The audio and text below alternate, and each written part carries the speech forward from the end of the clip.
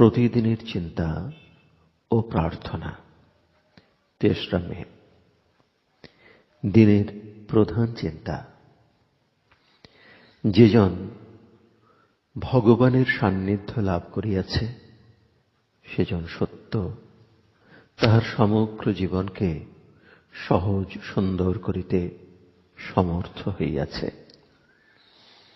মুখস্থ করা যায়, ওহে সখা মোর, চাহি না তোমা বিনা অন্য কোনো সাথী, বোঝে না তাহারা আমারই সহজ খেলা, চাহে না তাহারা মোরে, আছে যে তাদের কত শত খেলা সহচর, তুমি ছাড়া নাই মোর অন্য কোন জন।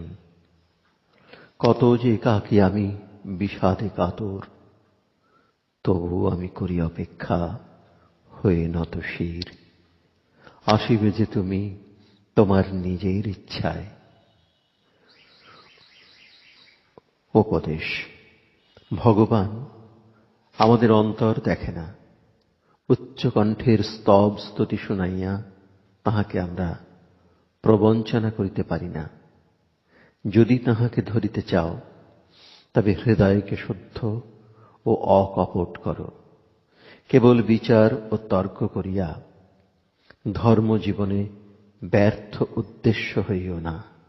সরলতা ও অকপটতাই আমাদের ধর্মের পথে অগ্রসর হইতে দেয়। মিথ্যা অনুকরণ করিয়া ধর্মজীবন লাভ হয় না, ইহা একেবারে অসার কর্ম। যদি সার লাভ করিতে চাও, তবে ওই জীবনের কি অর্থ তাহা বুঝিতে চেষ্টা করো। প্রার্থনা। যিনি সর্বভূতে বিরাজমান, যাহার সহায়তা আমি ক্ষণে ক্ষণে কামনা করি, তিনি যেন আমার হৃদয়কে পবিত্র ও কলঙ্কহীন করেন, যেন এই হৃদয় তাঁহার বাসযোগ্য মন্দির হয়। তিনি যেন আমাকে সরল ও প্রতারণা মুক্ত করেন, আমি যেন তাঁহার ভালোবাসা, যত্ন ও রক্ষণাবর্তনের প্রতি সম্পূর্ণ বিশ্বাস রাখিতে পারি।